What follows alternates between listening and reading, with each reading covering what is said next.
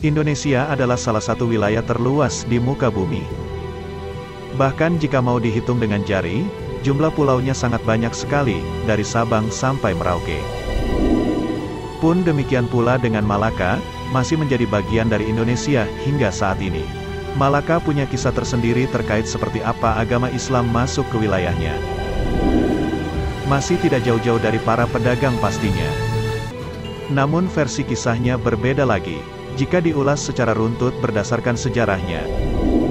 Malaka adalah salah satu tempat di mana pintu gerbang utama Islam di Asia Tenggara menjadi terkenal.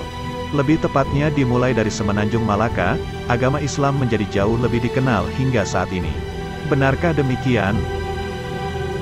Simak penelusuran singkat tentang Malaka Gerbang Islam di Asia Tenggara hanya di channel Sejarah Islam Populer.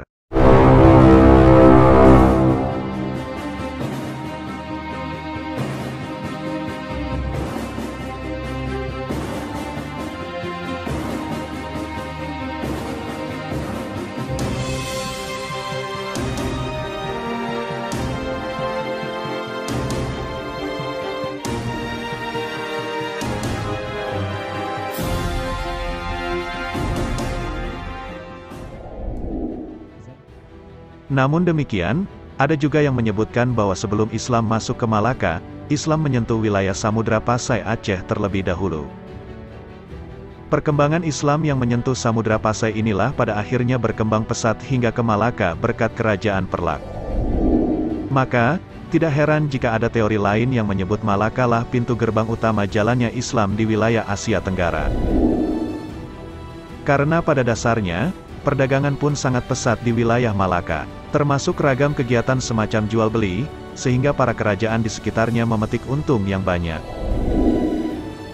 Seperti dibahas di dalam buku Islam dalam Arus Sejarah Indonesia dari Negeri di Bawah Angin ke Negara Kolonial edisi 2 yang membahas proses awal Islamisasi yang terkait erat dengan perdagangan laut, serta pembentukan kerajaan. Salah satu keuntungan yang didapat dari penyebaran Islam ialah keuntungan dari sektor ekonomi. Namun rupanya bukan hanya itu saja, mengenal Islam justru menjadi sisi keuntungan tersendiri bagi mereka dalam memperluas relasi terutama di dunia perdagangan. Tercatat dalam sejarah, kabarnya sejak 1409 Masehi orang Malaka sudah mulai masuk Islam. Sementara itu, jika menilik dari Samudra Pasai pun tidak heran. Karena kabarnya istri sang Raja Malaka sendiri juga berasal dari keturunan kerajaan Samudra Pasai. Karena beristrikan seorang keturunan kerajaan Samudra Pasai, tidak heran setelah mereka menikah sang suami masuk Islam. Karena rajanya masuk Islam, maka seluruh rakyat yang dipimpinnya pun juga ikut masuk Islam.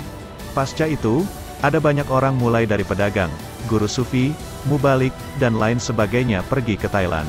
Di sanalah mereka singgah dan kembali menyebarkan agama Islam untuk dikenalkan pada warga Thailand. Maka, tidak heran jika Malaka diduga sebagai gerbang utama tersebarnya Islam di Asia Tenggara. Sekalipun pada akhirnya kerajaan Malaka telah runtuh, namun keturunan mereka pada akhirnya menyebar dan membawa pengaruh Islam ke banyak orang khususnya di Asia Tenggara. Dari fakta inilah, kita patut bangga bahwa Indonesia adalah pintu gerbang tersebarnya agama Islam di Asia Tenggara. Mulai dari Malaysia, Brunei, Singapura, Filipina bagian selatan dan Thailand Selatan serta sebagian kecil Myanmar.